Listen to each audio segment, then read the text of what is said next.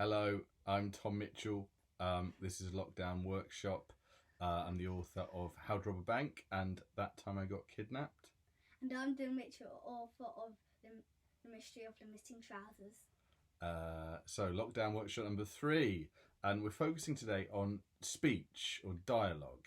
And I think the danger often with the work that I read from my students is too much of it. But if you use it correctly, it really can bring stories to life. And it's another way really of adding to character, making the characters seem more realistic if you nail their speech and the things they're talking about. And characterization and building characters has really been our focus so far. So what I'm going to do today, and it's slightly self-indulgent, is that I'm going to do a bit of reading, only a very little bit, to talk about speech. It's from this book that I would recommend. Let's see, page 14. And this takes place where the main character Jacob is, and that's the name that should ring bells, is at an airport. He's at the kind of immigration desk where you have to talk to the scary person to get through into a country. And this is Jacob speaking. I've won a competition to be in a superhero film, and my parents are in England. He glanced up from his tiny battered computer screen. That's the kind of security official. I'd caught his focus, and you don't want to be catching the focus of American cops at passport control. Airport rule number 1. Movie. I cleared my throat. My parents are probably asleep. The time difference. I don't know. Dad sometimes stays up late eating cheese sandwiches and watching violent films. Or is it morning there? When I get nervous, I talk too much. Are you trying to be funny, sir? First princess, now sir. But the novelty was overshadowed by the 100% American cop stare focused my way. I'd seen this look in films. It wasn't one that led to something nice like being given a puppy or a burger. No, sir, I said, and it was all I could say.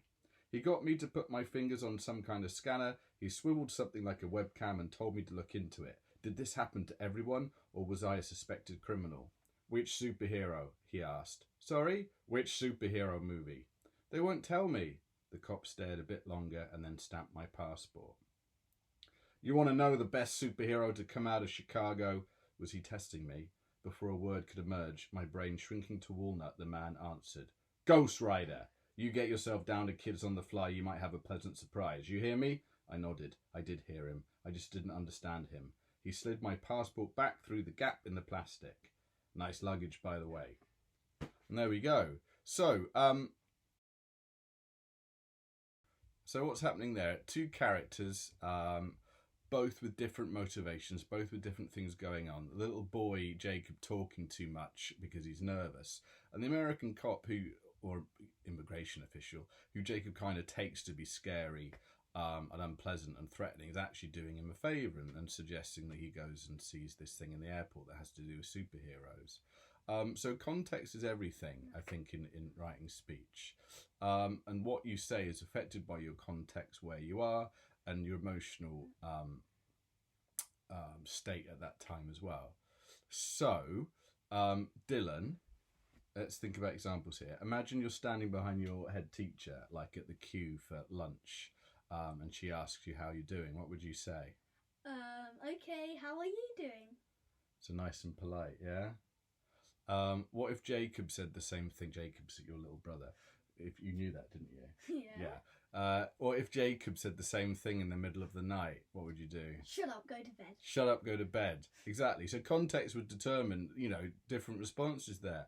Partly because one's a head teacher and they're scary, or at least they're, adults and with a bit of power. And Jacob is not an adult, and the only power he has is to be annoying. So yeah, obvious examples, but true. And so I said context is what happens around them, but it also can be what happens inside characters as well.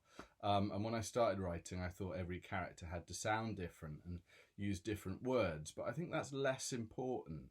I think the context is more important to the speech, whether that's inside or out. And what's not said can sometimes be really key and revealing too, and the kind of motivation behind all that. So that's what we're going to be trying today. And I'm going to give you a choice of 2 tasks. Either write a conversation between 2 characters where one character wants something from the other but doesn't want to say outright what it is. For example, a teenager might be trying to get some money from their mum but without wanting to make it obvious. Or write a conversation where one character is trying to hide a secret from the other. For example, one person might be trying to hide their absolute hatred or love for another. Or you might be trying to hide the fact that you won the lottery or something like that. Which one would you do, Dylan? Hiding something, like hiding they are a criminal. Hiding they're a criminal. That's a good idea, actually, yeah. What, an 8-year-old hiding he's a criminal from his dad? Yeah.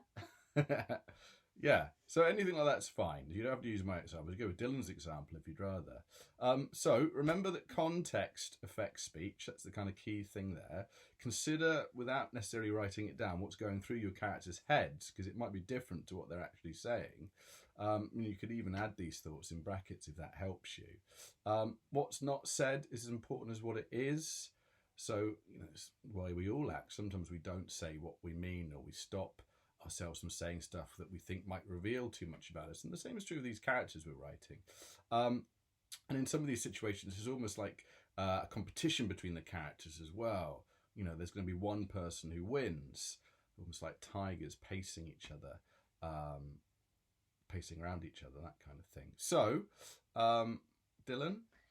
Don't forget, you can send your work to lockdownworkshop@gmail.com. That's right. All capital words and one word. Yeah, all capital. It doesn't have to be capital letters, but it is all one word. And keep smiling. good stuff.